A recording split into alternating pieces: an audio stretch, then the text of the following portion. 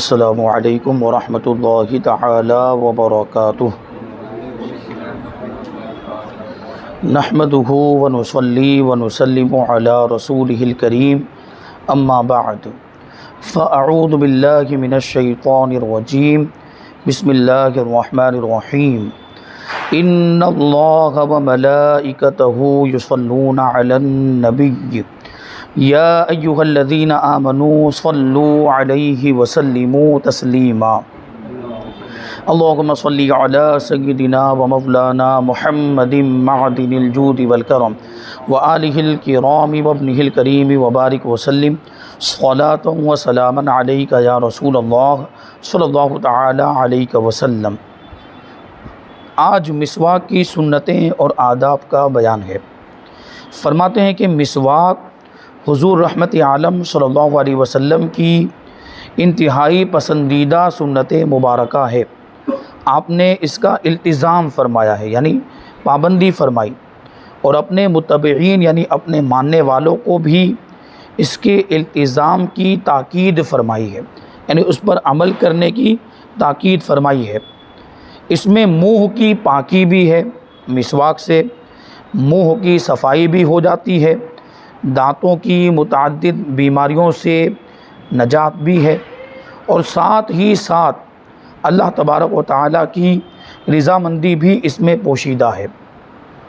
اگر کوئی حضور صلی اللہ علیہ وسلم کی سنت پر عمل کرنے کی نیت سے مسواک کرے گا تو اس کا یہ مسواک کرنا بھی عبادت میں شمار ہوگا اور اس پر اس کو ثواب ملے گا۔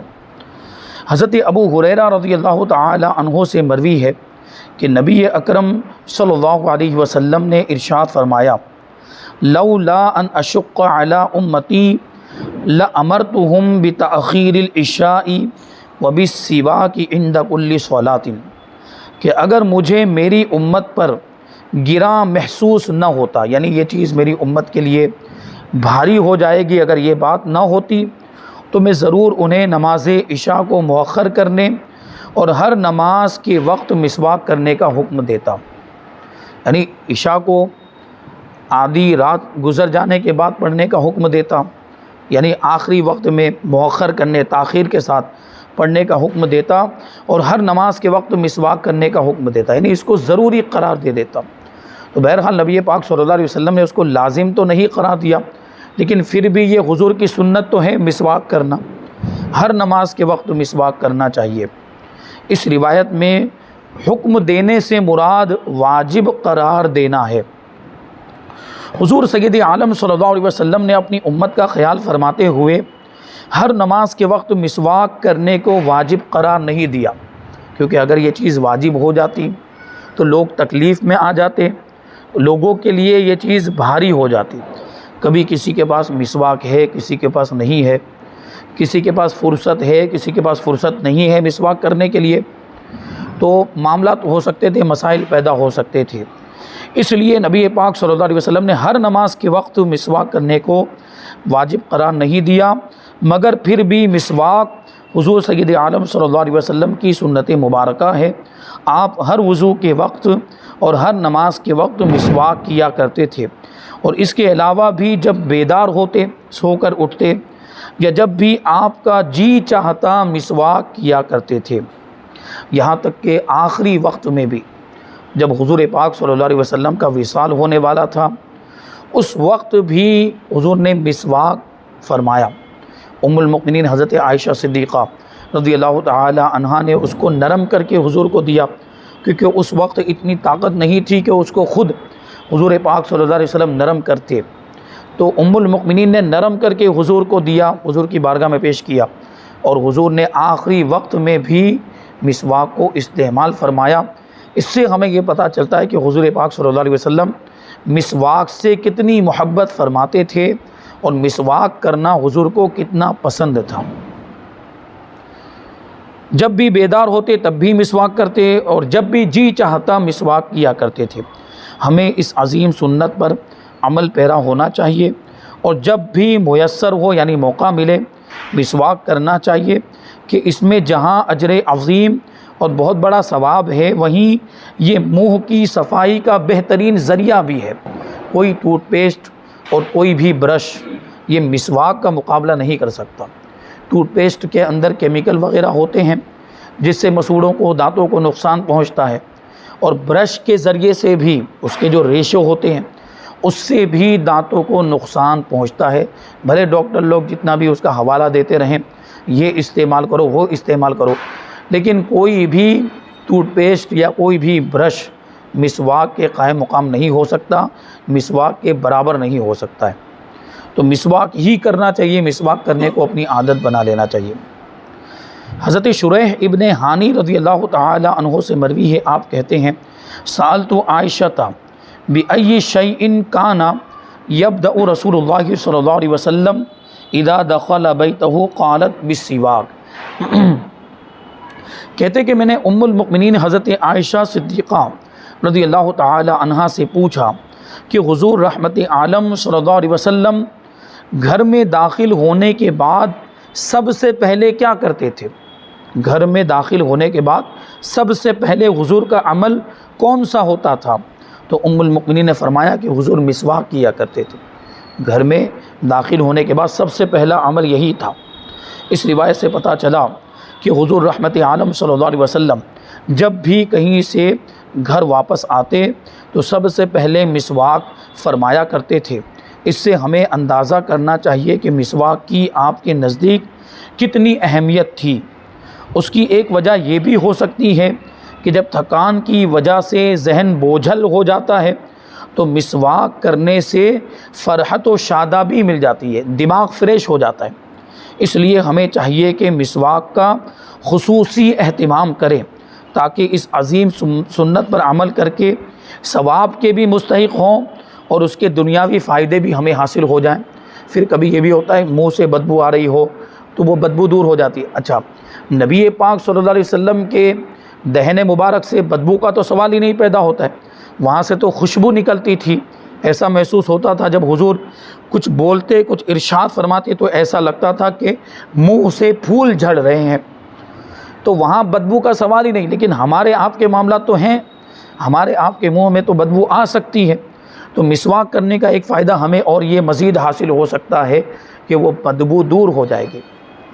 اچھا، ایک اور چیز کہ کبھی کسی کو یہ بیماری ہوتی ہے، منہ سے بدبو آنے کی بیماری ہوتی ہے، وہ خوب برش کرتا ہے، خوب وہ ٹوتھ پیسٹ استعمال کرتا ہے، لیکن پھر بھی بدبو آتی ہے، تھوڑی دیر کے بعد پھر بدبو آنے لگ جاتی ہے، یعنی وہ بیماری ہوتی ہے۔ تو علماء فرماتے ہیں، حکماء فرماتے ہیں کہ جو پابندی کے ساتھ مسواک کرتا رہے، مسواک کی سنت پر عمل کرتا رہے تو اس کی وہ بیماری دور ہو جائے گی مسواک کی برکت سے۔ یہ بہت پیاری سنت ہے۔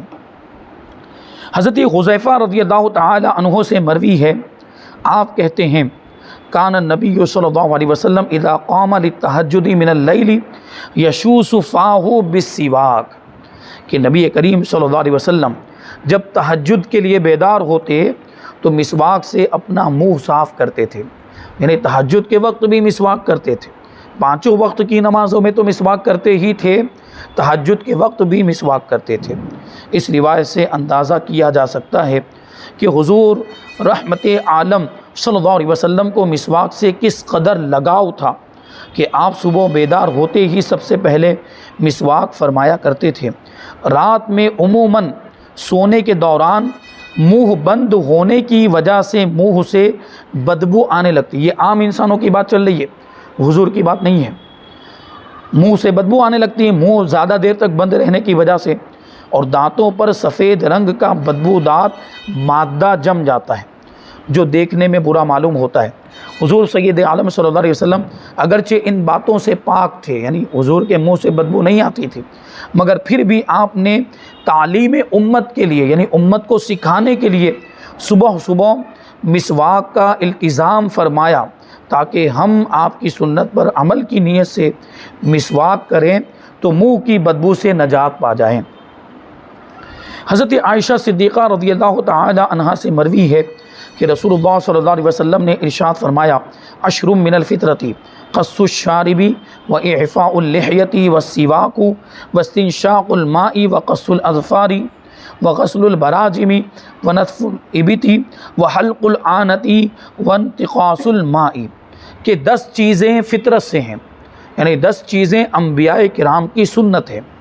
مونچھیں تراشنا یعنی مونچھوں کو پست کر دینا، 2 نمبر پر داڑھی بڑھانا، تیسرے نمبر پر مسواک کرنا، چوتھے نمبر پر ناک میں پانی چڑھانا، وضو کرتے وقت، غسل کرتے وقت ناک میں پانی چڑھاتے ہیں نا وہ، 5ویں نمبر پر ہے ناخن تراشنا، ناخن بڑے ہو جائیں تو ناخن کو کاٹنا، 6 نمبر پر ہے انگلیوں کے جوڑ کو دھونا، انگلیوں کے درمیان والے حصے کو دھونا، 7ویں نمبر پر ہے بغل کے بال مونڈنا، اور 8ویں نمبر پر ہے منہ زیر ناف کو مونڈنا، 9ویں نمبر پر ہے پانی سے استنجا کرنا، پانی سے پاکی حاصل کرنا حاجت سے فارغ ہونے کے بعد۔ راوی کہتے ہیں کہ وَنَسِيتُ الْعَاشِرَةَ إِلَّا أَن تَكُونَ الْمَضْمَضَةُ، کہ میں 10ویں چیز بھول گیا کہ 10ویں چیز کون سی تھی، لیکن مجھے لگتا ہے کہ وہ 10ویں چیز یہی تھی، کلی کرنا، کیونکہ ناک میں پانی چڑھانے کا ذکر آیا، اسی کے ساتھ میں تو کلی بھی کی جاتی ہے۔ تو وہ جو 10ویں چیز جو انبیاء کرام کی سنت میں سے ہے، جو فطرت میں سے ہے، وہ ہے کلی کرنا۔ تو وضو میں بھی ہم کلی کرتے ہیں اور غسل میں بھی کلی کرتے ہیں۔ وضو میں کلی کرنا، ناک میں پانی چڑھانا سنت ہے، اور غسل میں یہ دونوں چیزیں فرض ہیں۔ ایک روایت میں داڑھی بڑھانے کی جگہ ختنہ کرنا آیا ہے۔ جو 10 باتیں فطرت میں سے شمار کی گئی ہیں ان میں سے ایک مسواک بھی ہے۔ ٹوتھ پیسٹ اور ٹوتھ پاؤڈر وغیرہ کے استعمال سے منہ کی صفائی تو ہو جاتی ہے، مگر سنت رسول پر عمل کا ثواب نہیں ملتا، اور اگر ہم مسواک استعمال کریں تو جہاں منہ کی صفائی ہو جائے گی وہیں ہم اجر و ثواب کے بھی مستحق ہوں گے۔ اب مسواک کے 2 فائدے بیان کرتے ہیں حدیث کی روشنی میں۔ ام المؤمنین حضرت عائشہ صدیقہ رضی اللہ تعالی عنہا سے مروی ہے کہ رسول اللہ صلی اللہ علیہ وسلم نے فرمایا السواک مطہرۃ للفم مرضات للرب، کہ مسواک منہ کی صفائی کا آلہ ہے اور رب کی رضامندی کا ذریعہ ہے۔ اس روایت سے پتہ چلا کہ مسواک کے 2 بنیادی فائدے ہیں۔ پہلا فائدہ، مسواک سے منہ کی صفائی ہو جاتی ہے۔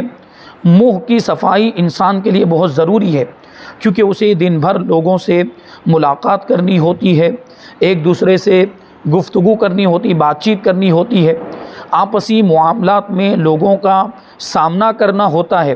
اگر مسواک نہ کی جائے تو منہ سے بدبو آتی ہے، جو لوگوں کے لیے کراہت کا باعث ہوتا ہے۔ لوگوں کو گھن محسوس ہو اگر کسی کے منہ سے بدبو آ رہی ہو تو لوگ اس سے دور بھاگیں گے، تو مسواک کرنے سے بدبو دور ہو جائے گی۔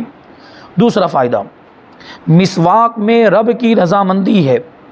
اس کی وجہ ایک تو یہ ہے کہ مسواک حضور سید عالم صلی اللہ علیہ وسلم کی محبوب اور مرغوب یعنی پسندیدہ سنت ہے، اور ہر سنت کی ادائیگی اللہ تبارک و تعالیٰ کی رضامندی کا سبب ہوتی ہے۔ اسی طرح مسواک میں بھی اللہ تبارک و تعالیٰ کی رضامندی ہے۔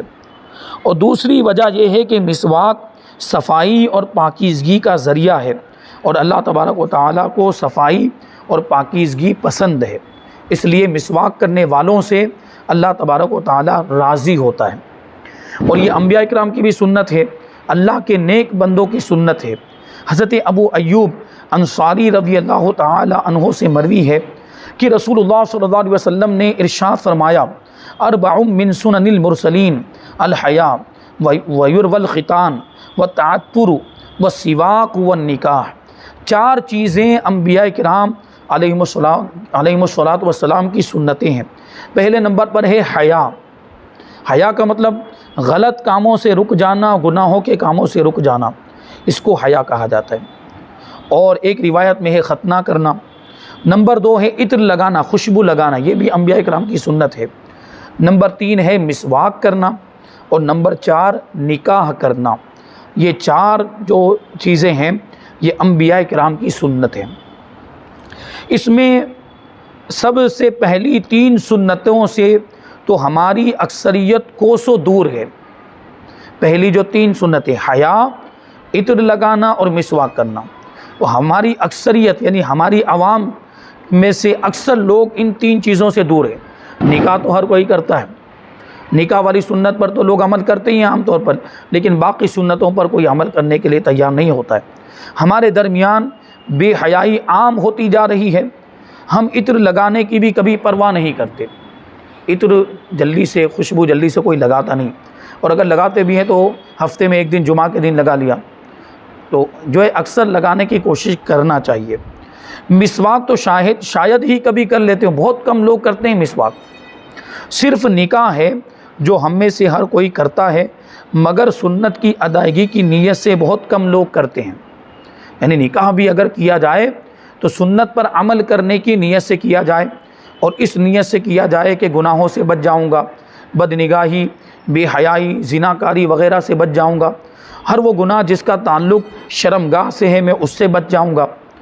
پھر یہ کہ اولاد حاصل ہوگی، اس میں بھی اچھی نیت کرے کہ اولاد حاصل ہوگی تو نبی پاک صلی اللہ علیہ وسلم کی امت میں اضافہ ہوگا، حضور کی امت کی تعداد بڑھے گی، حضور کو یہ بات پسند ہے، تو یہ نیت کرے تو پھر یہ نکاح کرنا بھی ثواب میں شامل ہوگا۔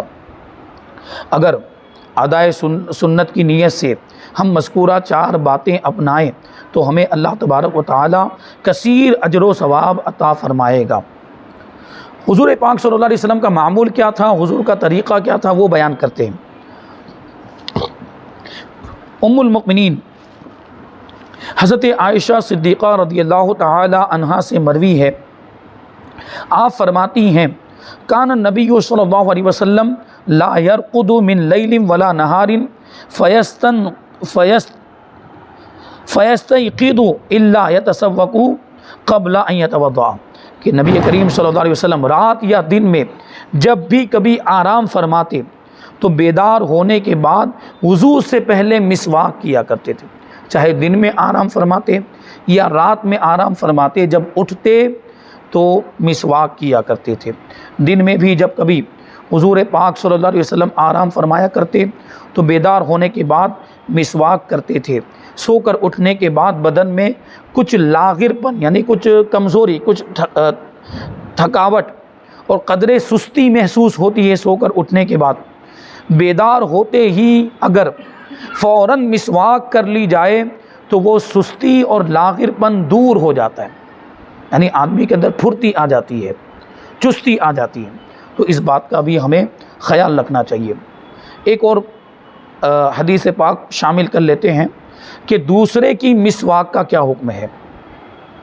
ام المؤمنین حضرت عائشہ صدیقہ رضی اللہ تعالی عنہا ہی سے مروی ہے، آپ فرماتی ہیں کان النبی صلی اللہ علیہ وسلم یستاق فیعطینی السواک لاغسلہ فابدأ به فاستاق ثم اغسلہ وادفعہ الیہ، کہ حضور پاک صلی اللہ علیہ وسلم مسواک کرنے کے بعد دھلنے کے لیے مجھے دے دیتے، اس کو دھونے کے لیے مجھے دے دیتے تھے، میں سب سے پہلے خود اس سے مسواک کرتی، پھر دھل کر انہیں واپس دے دیتی تھی۔ یعنی حضور کی مسواک سے برکت حاصل کرنے کے لیے ام المؤمنین خود اس سے مسواک کرتی تھی، پھر دھونے کے بعد حضور کو واپس کر دیتی تھی۔ دوسرے کی مسواک سے مسواک کرنا درست نہیں، یہاں تو حضور کی بات چل رہی ہے، حضور کی تو کوئی بھی چیز گھن والی ہو ہی نہیں سکتی، حضور کی کوئی بھی چیز نفرت والی ہو ہی نہیں سکتی۔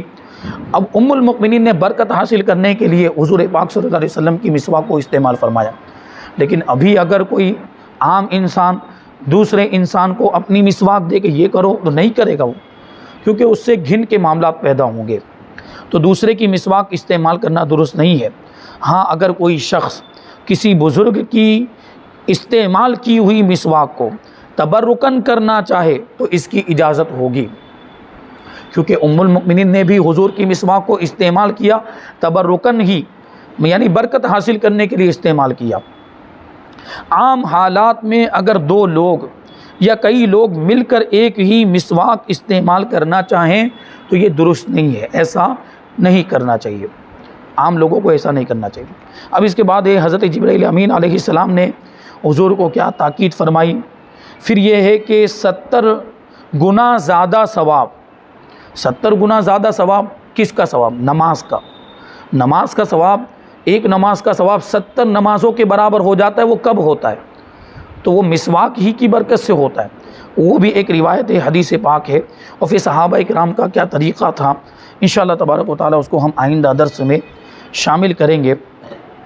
اللہ تبارک و تعالیٰ کی بارگاہ میں دعا ہے کہ جو کچھ بھی بیان ہوا اس پر ہم سب کو عمل کرنے کی توفیق عطا فرمائے۔ وما علینا الا البلاغ۔ السلام علیکم۔